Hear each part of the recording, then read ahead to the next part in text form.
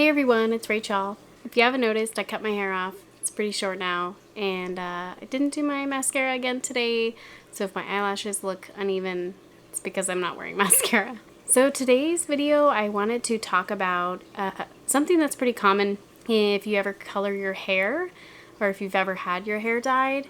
You might have heard of a chemical called PPD, and it's essentially a chemical they use in most hair dyes. And I saw an article recently that came out talking about PPD and how it's harmful for you.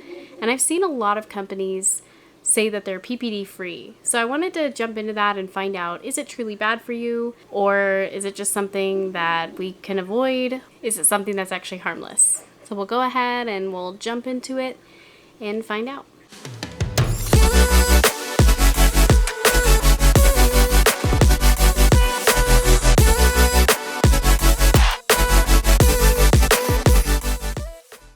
So today's video, we're going to be talking about PPD and hair color and finding out if it's actually toxic for you. There's a lot of brands out there that specialize in PPD-free hair color, and I wanted to find out if it was truly helpful to be PPD-free and find out why people have reactions to PPD and hair color. If you've ever dyed your hair by yourself or you've had someone dye your hair, you may be familiar with a chemical called PPD. I have experience with hair color and dyeing people's hair, and I also have experience doing my own hair and actually selling hair products. So I do have a little bit of information on what it is, how it works, and I've seen firsthand the reactions that it can cause.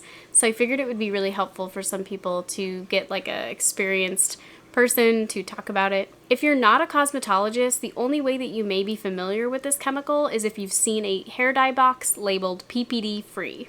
So what is PPD? Paraphenyldiamine, PPD, is an organic compound that is found in most permanent hair dyes. Anything that is not permanent, such as a demi or a semi hair color, does not contain PPD. This chemical actually darkens when it's exposed to oxygen and is actually used to make Kevlar. Kevlar is used to make gloves, bulletproof vests, certain parts of cars. It's even used in fake henna products, like the henna tattoos, but the fake ones, that it's not real henna. Let's talk about how hair dye is made. This is pretty essential in understanding how PPD works. So let's say you bought a box color from a store, or you even go to Sally Beauty and you buy a hair color and a developer. Those two products, when you combine them, there are three main chemicals that interact. The first is the PPD, which is the dye.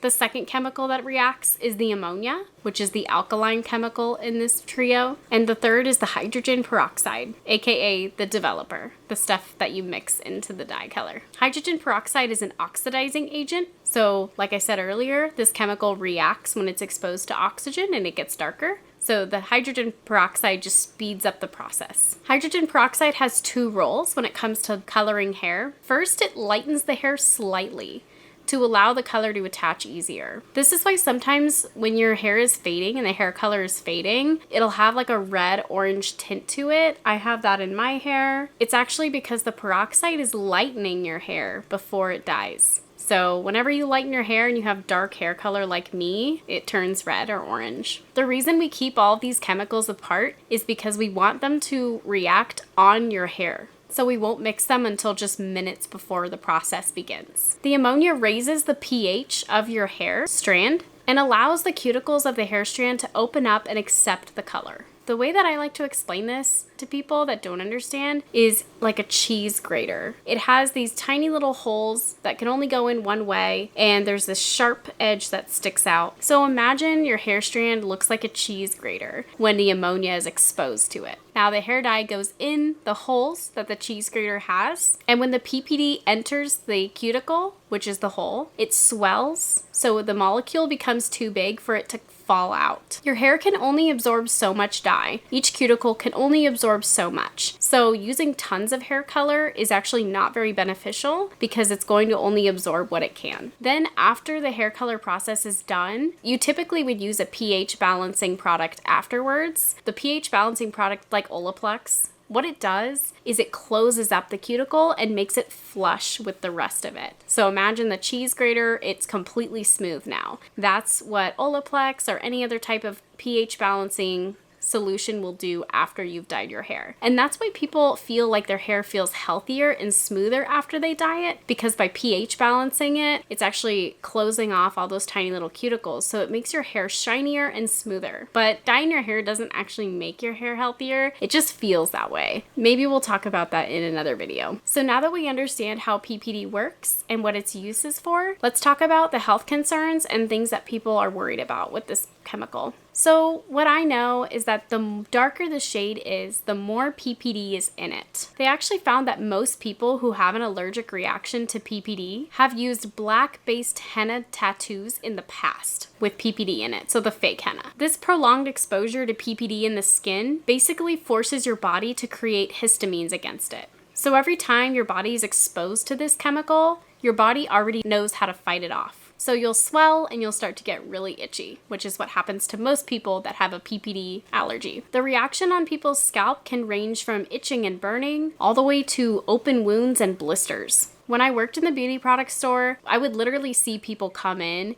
with their scalps bleeding and oozing, and they have dyed their hair for years and years and years and never had this issue before, so it was very surprising when I saw it. But we all know that it is from the PPD, and eventually your body builds up that immunity to it and will fight it off every time it's exposed. So it wasn't surprising to see people come in with agitated scalps, but it was always a little bit frustrating. So how come some people can dye their hair for 20 years, never have an issue, and then one day start having a PPD sensitivity? It's all about the histamine buildup, like I've talked about before. When your body begins to learn how to fight it, it gets better and better every time, and then you have severe reactions. So what if we stop using PPD in our hair color since we've developed an allergy or we want to prevent developing the allergy? Can we just use PPD-free hair dyes for the rest of our life and this will prevent it from happening? The simple answer is no. Now, if you watched my video talking about BPA and thermal receipt paper, you'll remember that I talked about a cousin chemical called BPS. BPS is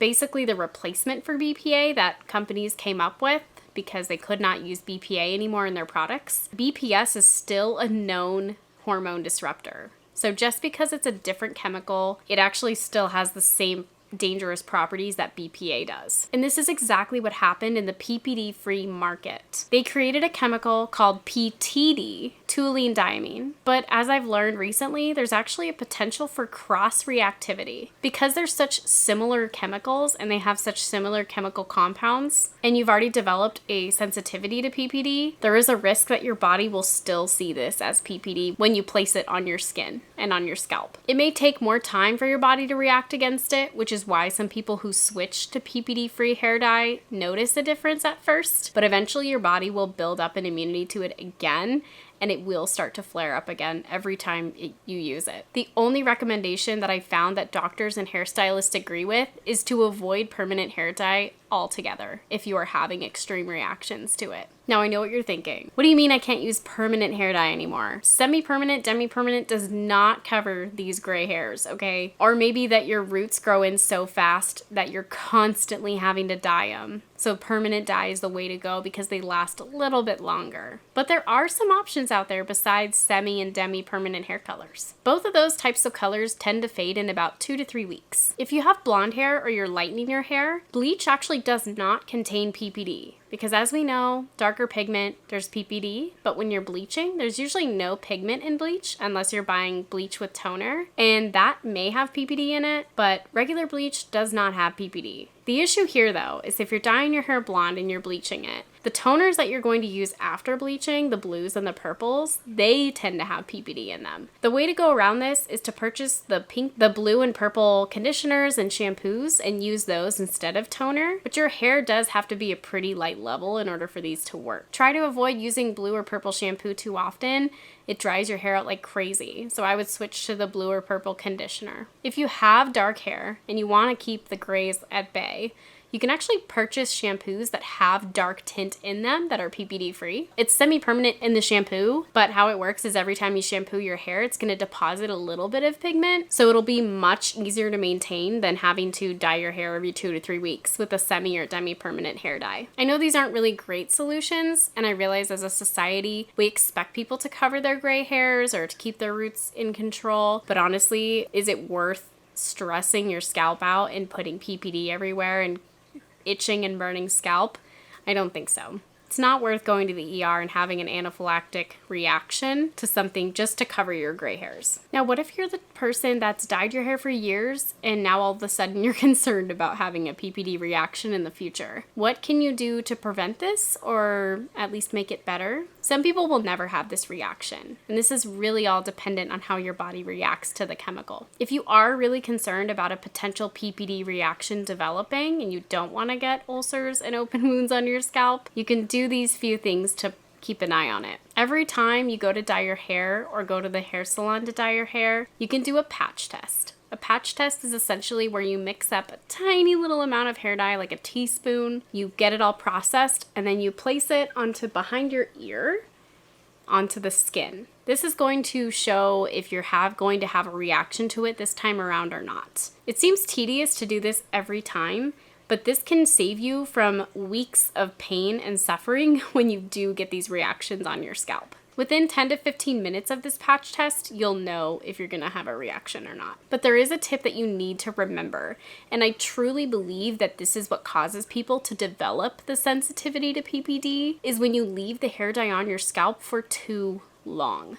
There is a reason that hair dye has a recommended amount of time to process. If you've ever bought a box dye or you go to Sally Beauty and you buy hair dye and developer, there is usually a pamphlet that explains your hair color, what developer you're using, and how long to leave it on your hair. The developer makes a huge difference in how the PPD is going to react with your scalp. If you're using a volume 10 developer, this is going to be less likely to cause a reaction, but the PPD is still there. So follow the directions, don't leave it on for longer. Leaving it on longer does nothing but damage your hair cuticle. This is so essential. I think everybody should know this. Do not leave hair dye on longer than it says. Same with bleach. It's not going to get any lighter. It's not going to get any darker. Remember how I was talking about once that cuticle fills, it won't take in any more color? This is exactly these times that they place on these pamphlets are exactly when the cuticle will get filled and when it's ready to be rinsed. Make sure to use a pH balancing chemical afterwards to smooth it out and keep the hair color in longer, and follow up with a color safe shampoo directly after dyeing. I know there's this whole thing, and I used to be guilty of it as well, where you would dye your hair and not wash it for like 2 to 3 days because you really want that color to like stick, right? Like I said, once the color's there, it's there. It will not stick anytime longer after it's been processed. The moment it soaks it in, it's done. So wash your hair after you dye your hair. Yes, it's going to look like a ton of color is coming out in the shower, but that's all of the excess dye that was left on your hair strands. This stuff left on your hair will cause you to have a PPD reaction in the future.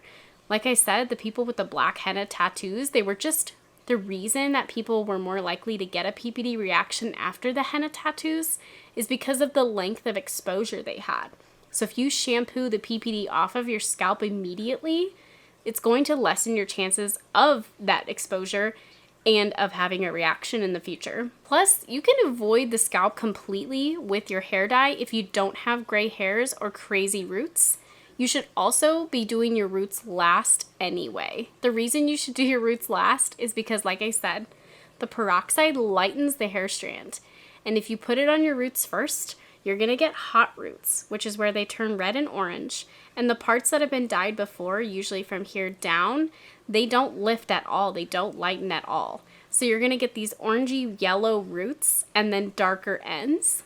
So do your roots last, always last. So after learning about how the chemical works, the chances of exposure, and what's going to happen if the exposure becomes too much, and the reactions that happen to people afterwards, I would say if you're not already having a reaction to PPD, I wouldn't worry about it. I would not take PPD out of the equation or permanent hair dye out of the equation right now. I would say follow the steps, like I said, patch test, wash your hair afterwards, dye your roots last. This is going to help prevent that exposure from becoming too much, and you won't ever have an issue with PPD, hopefully. It's actually normal to feel a slight itching and burning on the scalp during your hair color process, especially with bleach.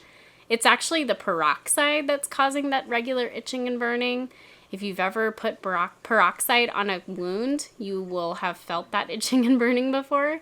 So the regular itching and burning you feel that's not extreme is a normal part of the hair dyeing process and not the PPD affecting your scalp. But if the itching or burning ever becomes unbearable, wash it out immediately with shampoo. If you have any more questions about PPD, or you're curious if what your hairstylist is using has PPD in it, which it most likely does if it's permanent, especially if it has great coverage, you can always ask them about it. You can ask them how they feel about PPD-free hair color, if they've noticed an increase in issues or a decrease in issues by using it, or if they can do semi or demi-permanent for you. This is something that's really important to talk to your hairstylist about, and you can even talk to a dermatologist. They're pretty well versed in PPD because many people have this sensitivity. And on that note, thanks for watching this video. I hope you enjoyed it. I hope you learned something. I've been doing this for a really long time. Hair dye is one of my, for some reason, my passions to talk about. I've always liked to help people understand